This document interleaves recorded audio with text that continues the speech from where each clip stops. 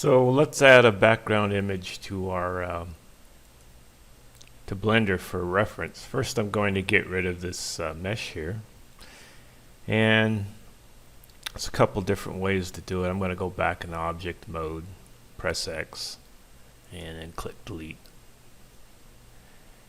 Now, when you're modeling something like a character, well, everybody has different ways, but I like to split the screen into two. I'm going to get rid of these flyouts here really quick.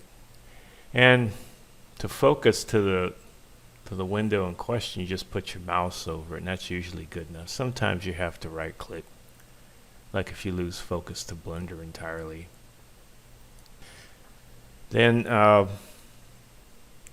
this flyout has background images. You press the N key to get here.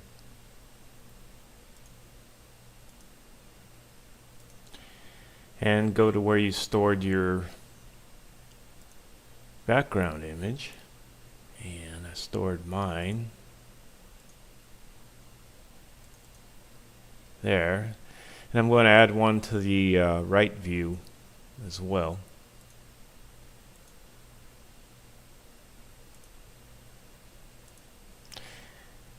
So one view will be the front orthographic view, and the other view will be the side orthographic view.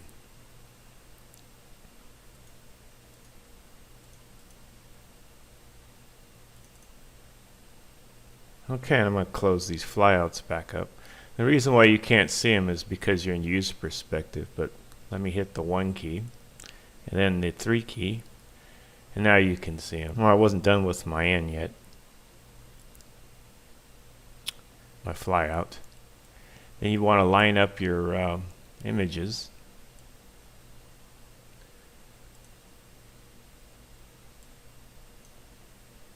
This one I'll line up to the side view. Come on, there we go. And the side view doesn't need all that space because I'll mostly be working in the front view.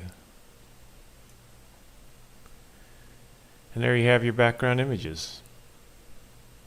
I'll provide a link in the show notes to this background image.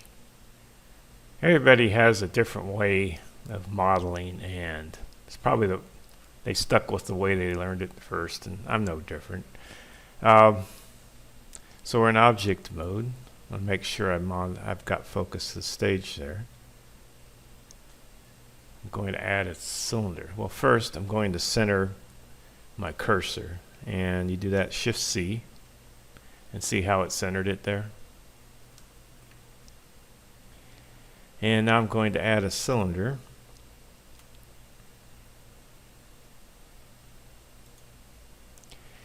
And the reason why we centered the cursor first is because in Blender the cursor controls where the object appears, and I wanted to have it appear in the center so that our whole model is centered. And it has 32 vertices, which is way too many, so I'm going to cut that down to 8. So I change it to 8, hit enter. And I don't want any caps on it, so there's nothing. Next I'm going to go into edit mode.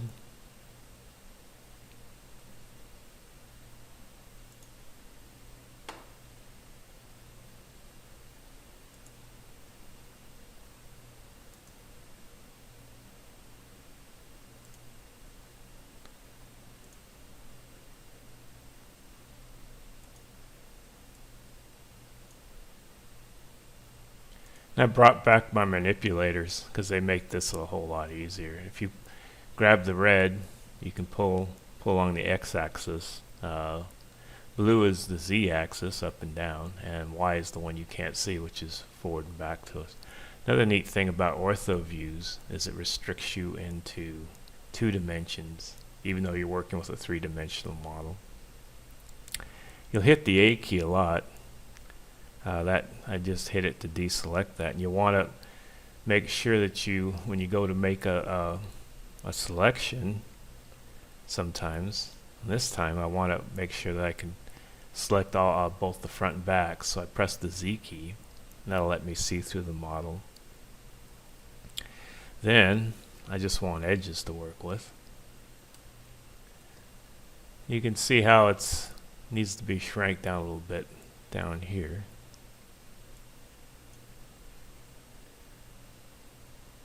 Shrink it down. And then a lot of it's just extruding, rotating, and shrinking.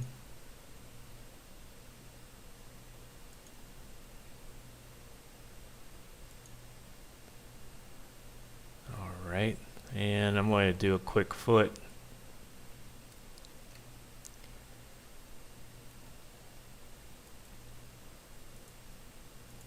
See how I pressed the Z key again, so I wouldn't select the back as well because I don't want to do that at this point.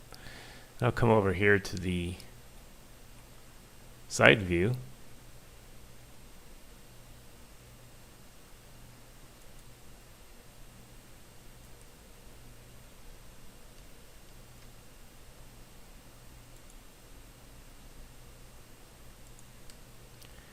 And you need Control R gives you these loop cuts, which cuts your, I'm using to cut the foot in half, and actually add some more mesh. And you need mesh to really add some detail. It's like there's an old joke about girls require more polys than boys. And that doesn't look a whole lot like a foot. So I mean, we are kind of working with cartoons, so it doesn't matter. Let me show you something else. Over here, you'll have normal, and see how my arrows changed? Well, normal is aligned instead of the global axis, which you normally think of as X, Y, and Z. It aligns it to that object that you have selected, in this case this edge. So since our foot is at an angle, I wanted to do that.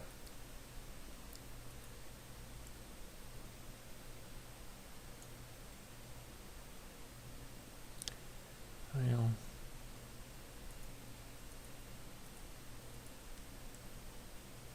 I wanted to do that so that it sort of keeps its shape a little bit better.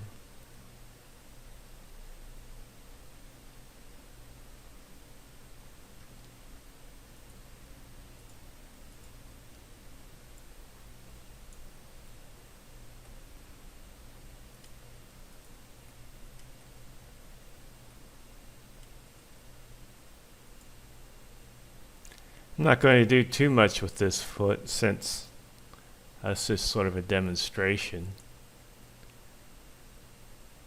And another thing you could do is hold the Alt key down and try to grab a whole ring at once. That seemed to work pretty well there. I'm just going to expand that out. Right. And another thing when you're shrinking and growing things is you can expand along two axes. Right now I'm just going to expand along the X, it looks like. Yeah. Well, I don't want to expand along the Z. So what you do, you hit S and then Shift Z. There we go.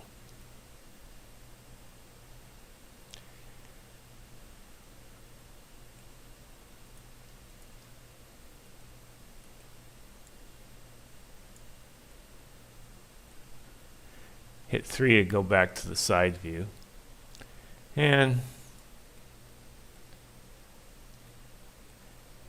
this is kind of a trap in Blender. It's almost write a short story about it. Once you start tweaking these things, you can really get lost in it. And I've got to be careful because I just want to show you guys some techniques here. I don't want to make an actual model. I want to make sure I get back in the global mode. What's gimbal? There we go. Deselect that. And since it's silver, I know I'm not in see-through mode. Another way you can grab these vertices is hold the Control key down and drag your mouse around it. Now in these I like to give 3 rings, and when we go to rig it, you'll see why. You can put some flexibility in the joint.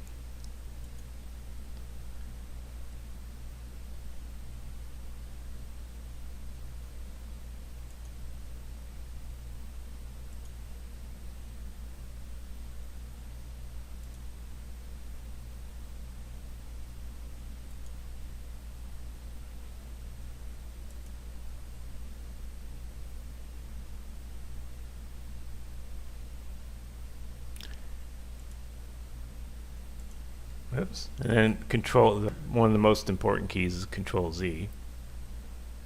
And then if you go too far, you can do it Shift Control Z.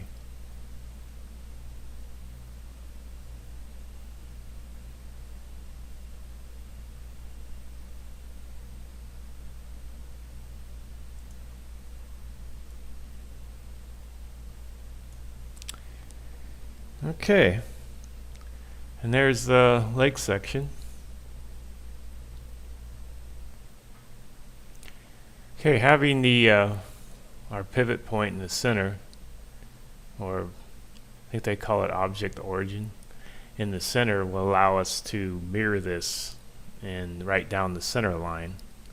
If you go to apply a mirror, and I'll show you what that is in a few minutes, and it doesn't work out, that might be one of the problems. But right now, to apply the mirror, we have to go back in object mode and then apply our modifier mirror, and there it is. And the reason why we want something like that is it cuts down the amount of work we have to do. I'll go back in edit mode.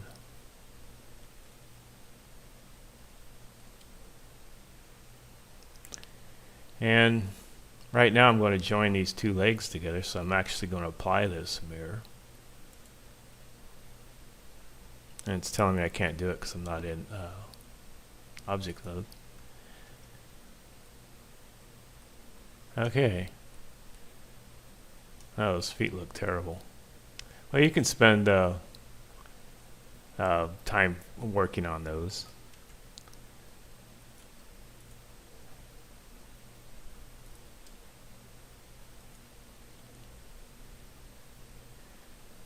And in Blender, well, I guess most 3D programs, you never want to make triangles. You always want to make quads, 4-sided objects. Of course, there's exceptions to that.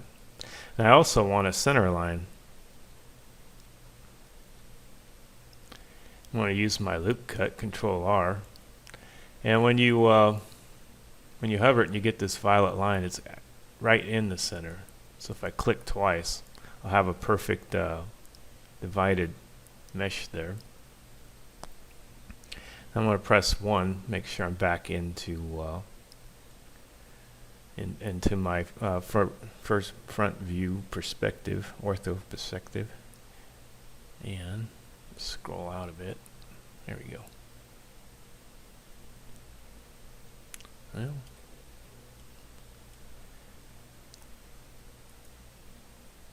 okay, now for the torso.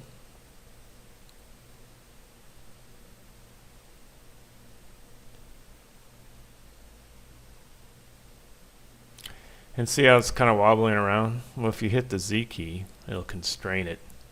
I'm not going to follow this model exactly. I'm going to put a few rings in here to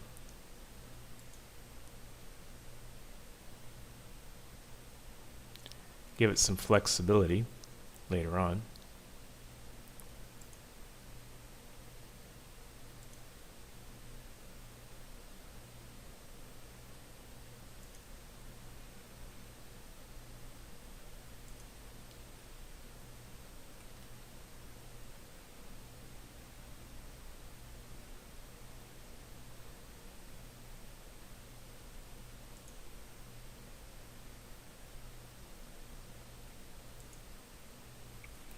Okay, and there's this big groove there that I want.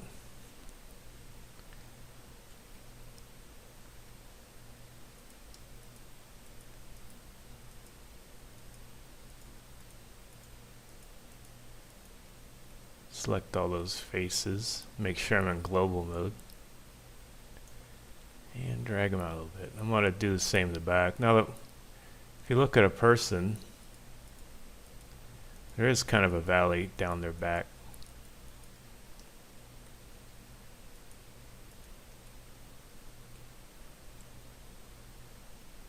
So I might want to leave a little one in the back there. And these 4 quads will be my arms. Where I'll join the arms. You're going to find that you're usually working with 4 quads at a time, and I think if you do it in higher detailed models, which I don't ever do, but you'll do 8. Deselect that. Now to join in the top here, I'm going to go in edge mode. Select all that. And here's a trick that I want to show you. E, and then immediately hit your left mouse button. And we're going to resize that down. And let me look at my reference. Oh, might pick that up a little bit.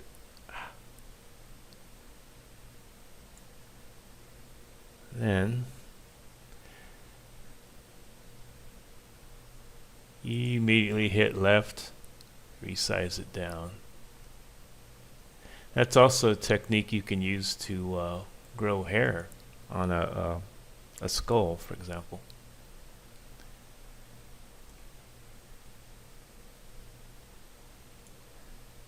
All right. See you in the next video. Thank you for watching.